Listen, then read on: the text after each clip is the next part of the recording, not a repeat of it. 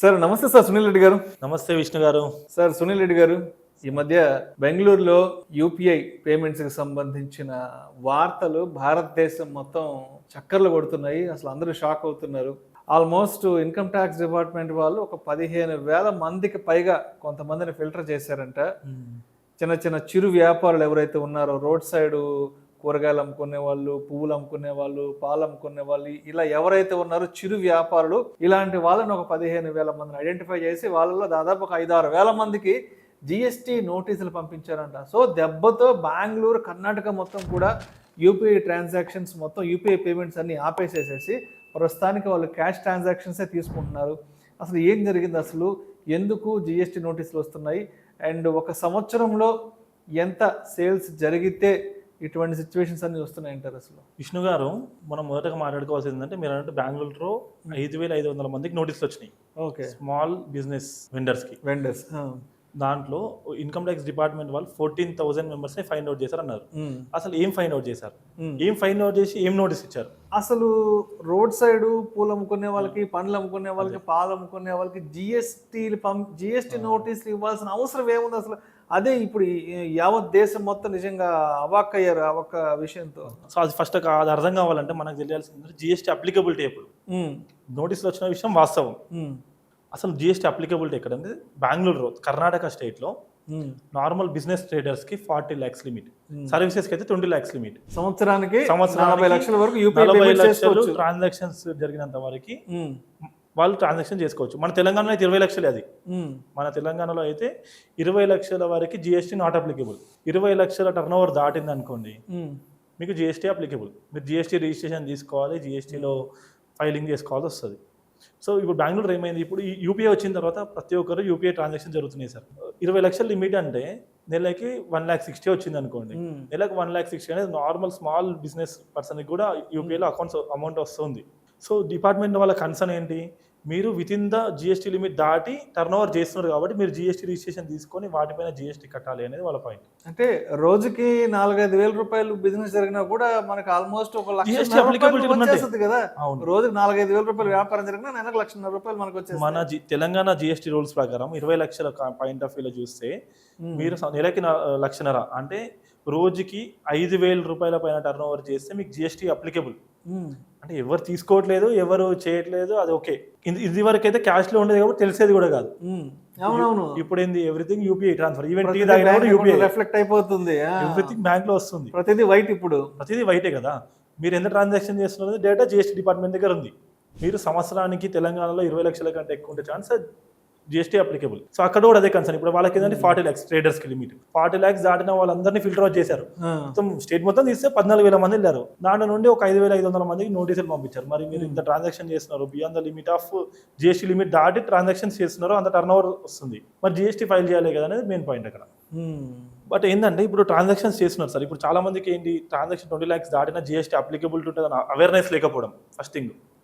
Second point అంటే awareness ఉన్న compliances. ఇప్పుడు స్మాల్ బిజినెస్ పీపుల్ కంప్లైన్సెస్ చేసుకోవడం అనేది, రెగ్యులర్ జిఎస్టీ ఫైల్ చేయడం అనేది కొంచెం ప్రాక్టికల్ గా ఇంకా అలవాటు అవ్వలేదు, అవగాహన ఉండదు కదా. అవగాహన లేదు, అలవాటు అవ్వలేదు. చిన్న చిరు వ్యాపారం చేసుకునే వాళ్ళు అంతా చిన్న బడుగు బలహీన వర్గం అంతా వీళ్ళే ఉంటారు, చిన్న చిన్న వ్యాపారం చేసుకునే వాళ్ళు. అది సో యూపీఐలో దీనికి మనకి ఏంటంటే సొల్యూషన్, ఎవరికైతే యూపీఐలో మనం అనుకున్నటువంటి లిమిట్స్ నెలకు 1,00,000 2 లక్షలు ట్రాన్సాక్షన్ జరుగుతుంది, క్రెడిట్స్ అవుతుంది అంటే జిఎస్టీలో ఒక ఆప్షన్ ఉంటుంది sir, quarterly filing composition 1% GST. ఇప్పుడు నార్మల్ గా జిఎస్టీ ఏంది 18%, 12% అట్లా ఉంటుంది ఫర్ రెగ్యులర్ బిజినెసెస్ కి. మనం కాంపోజిషన్ సెలెక్ట్ చేసుకున్నాం అనుకోండి, 1% చూపించుకోవచ్చు. ఇన్పుట్ అట్లా ఏం రాదు మనకి, కాకపోతే 1% జిఎస్టీ కట్టేసి మనము క్వార్టర్లీ 3 నెలలకు ఒకసారి 4 లక్షలు 5 లక్షలు టర్న్ ఓవర్ జరుగుతున్నట్టు యాజ్ పర్ మన బ్యాంక్ స్టేట్మెంట్, మన యాక్చువల్ ట్రాన్సాక్షన్స్ బట్టి చూపించుకొని ఫైల్ చేసుకోవడం సేఫ్. ఇప్పుడు ఈ రోజు బెంగళూరు వచ్చింది, రేపు హైదరాబాద్ లో రావచ్చు, అంతే కదా. మరి నోటీస్ వచ్చినప్పుడు మనం మళ్ళీ పరిగెత్తడము, నోటీస్ ఏంది అనే బదులు అదేదో కాంపోజిషన్ లో చూపించుకొని as per bank statement rally చేసుకొని క్వార్టర్లీ ఫైలింగ్ చేసుకోవడం బెటర్ ఆప్షన్. సో ఇది చెప్పాలంటే ఒక విధంగా అందరికి ఒక అలర్ట్ ఇది. అంతే కదా సార్, ఇది ఒక టైప్ ఆఫ్, ఇది బెంగళూరు పంపించడం వల్ల ఇండియా మొత్తానికి అలర్ట్. ఇండియా మొత్తానికి ఎవరైతే ఇంత ట్రాన్సాక్షన్ చేస్తున్నారో ఇప్పుడు తప్పించుకోవడానికి లేదు. Everything is UPI. అవునవును, క్యాష్ లో చేయడానికి లేదు, వేరే రీజన్స్ లేదు కదా. మనం జిఎస్టీ పరిధిలోకి వచ్చినప్పుడు 1% క్వార్టర్లీ కాంపోజిషన్ లో పెట్టుకొని ఫైలింగ్ చేసుకుంటే మనకి ఆన్సరబుల్, మనం ఎక్స్ప్లెయిన్ చేయడానికి ఉంటుంది. అదొక పాయింట్. ఈ బెంగళూరు నోటీస్ వచ్చాయి కాబట్టి లాస్ట్ 1 వీక్ జరుగుతుంది. దాని గురించి సీఎం గారు కూడా నిన్న నోటీసులు పంపించారు కాబట్టి కొంచెం తను కూడా ఇన్వాల్వ్ అయ్యి హ్యాండిల్ చేస్తున్నారు అది. బట్ ఇంకొక పాయింట్ ఏంటంటే income tax notice filing sir, కొంతమంది కన్సల్టెంట్స్ మేబీ తెలియదు కనో ఏం చేస్తున్నారంటే ఇన్కమ్ ట్యాక్స్ లో టర్న్ ఓవర్ 90 లక్షలు కోటి రూపాయలు చూపిస్తున్నారు. ఐటీ ఫైల్ చేసేటప్పుడు లోన్ గురించి ఇప్పుడు ఒక పర్సన్ వచ్చాడు, సార్ నాకు ఇట్లా లోన్ రావాలి, నా బ్యాంక్ స్టేట్మెంట్ ఇచ్చిపోయాడు.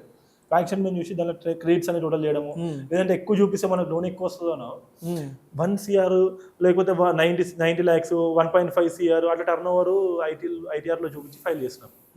అంత టర్న్ ఓవర్ చూపించినప్పుడు నువ్వే ఐటీఆర్లో చెప్తున్నావు నాకు 70 లక్షలు కోటి రూపాయలు టర్న్ ఓవర్ ఉందని, మరి జిఎస్టీ వాళ్ళు రేపు నోటీస్ పంపించడా? ఏమని పంపిస్తాడు? కోటి రూపాయలు టర్న్ ఓవర్ ఇన్కమ్ ట్యాక్స్ చూపించినా మనకు జిఎస్టీ కట్టే 20 లక్షలు దాటితే కట్టాలి కదా జిఎస్టీ అంటాడు.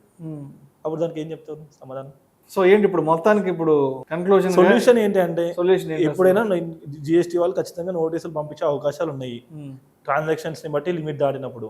సో బెటర్ చాయిస్ ఏంటంటే ఇప్పటి నుంచి అయినా జిఎస్టీ రిజిస్ట్రేషన్ ఎవరికైతే టర్న్ ఓవర్ లిమిట్ 20 lakhs దాటుతుందో కాంపోజిషన్ లో తీసుకొని ఫైలింగ్ చేసుకోవడం వల్ల వాళ్ళకి ఎలాంటి ప్రాబ్లం ఉండదు.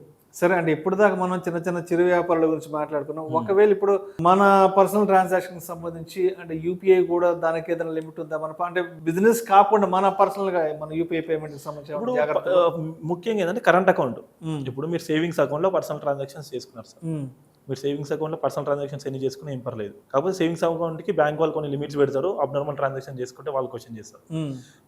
ఇన్ కేసు మీరు కరెంట్ అకౌంట్ లో చేశారు అనుకోండి, కరెంట్ అకౌంట్ లో చేసినప్పుడు అది బిజినెస్ అవుతుంది ఆటోమేటిక్ గా. బిజినెస్ అయినప్పుడు అది లెక్కలకు వస్తుంది. మీ పర్సనల్ అకౌంట్ లో కూడా అబ్నార్మల్ చేశారు, ఇప్పుడు నోటీస్ వచ్చినప్పుడు మీరు ఎక్స్ప్లెయిన్ చేయాలి. ఇప్పుడు కొంతమంది కరెంట్ అకౌంట్ తీసుకున్నా కూడా పర్సనల్ అకౌంట్ లోనే బిజినెస్ ట్రాన్సాక్షన్స్ అన్ని నడిపించచ్చు కదా మరి అంటారు. ఓకే సో మన మీ సేవింగ్స్ అకౌంట్ లో కూడా లిమిట్ కి మించి జరిగితే ఎక్స్ప్లెనేషన్ ఇవ్వాల్సి వస్తుంది. ఎక్స్ప్లెనేషన్ అంటే ఇప్పుడు మీ అకౌంట్ లో 1,00,000 రూపాయలు వచ్చేసారు, అది మీరు ఎదుటి వాళ్ళ దగ్గర అప్పు తీసుకొని ఉండొచ్చు, మీకు లేకపోతే బిజినెస్ నుంచి రావచ్చు, డిఫరెంట్ వివిధ కారణాల వల్ల వచ్చి ఉంటాయి. అది బిజినెస్ కాదు, నాకు వేరే ఇన్కమ్ లేదు, లేకపోతే తీసుకున్న లోన్ అమౌంట్ అని మీరు ప్రూవ్ చేసుకోవాలి కదా. జిఎస్టీ వాడి దగ్గరికి వెళ్ళి అన్ని ఎక్స్ప్లెనేషన్ ఇచ్చుకోవాల్సి వస్తుంది. సో మొత్తానికి ఇప్పుడు యూపీఐ పేమెంట్స్ ద్వారా ఏం చేసినా సరే ప్రతి రూపాయి అనా పైసాతో సహా అన్ని మన బ్యాంక్ అకౌంట్ లో రిఫ్లెక్ట్ అవుతున్నాయి, అన్ని బ్యాంక్ వాళ్ళ దగ్గర స్టేట్మెంట్స్ అన్ని వెళ్తున్నాయి, అక్కడి నుంచి బ్యాంక్ ఎవ్రీథింగ్ యూపీఐ వచ్చింది కాబట్టి డిపార్ట్మెంట్ ఇన్కమ్ ట్యాక్స్ డిపార్ట్మెంట్ దగ్గర అయినా జిఎస్టీ డిపార్ట్మెంట్ డేటా మొత్తం ఉంది సార్, దాంట్లో స్కిప్ కొట్టడానికి ఏం లేదు. దాన్ని ఏంటంటే జెన్యున్ గా మనం ఒకవేళ అది మన ట్రాన్సాక్షన్ కాదు బిజినెస్ కాదు అంటే ఓకే వీ కెన్ ఎక్స్ప్లెయిన్ దిమ్. కానీ బిజినెస్ నుంచి అంత టర్న్ ఓవర్ చేసి నేను జిఎస్టీ ఫైల్ చేయను, ఇన్కమ్ ట్యాక్స్ కూడా ఫైల్ చేయను, ఇన్కమ్ ట్యాక్స్ లో టర్న్ ఓవర్ ఏదో చూపిస్తాను, కోటి రూపాయలు చూపిస్తాను, జిఎస్టీలో అసలు రిజిస్ట్రేషన్ తీసుకోను అన్నప్పుడు ప్రాబ్లం అవుతుంది. సో మొత్తానికి చేసే ప్రతి పేమెంట్ వెనక ఒక పెద్ద ప్రమాదమే ఉండే అవకాశం ఉంది. సో అంతా కూడా మన లిమిట్ కొంచెం ఆలోచించి యాజ్ పర్ రూల్స్ ప్రకారం వెళ్తే బెటరే. ప్రమాదం అంటే ఏంటి కానీ మనం రూల్స్ పాటించినంత వరకు ఏం ప్రాబ్లం ఏది లేదు, అంతే కదా.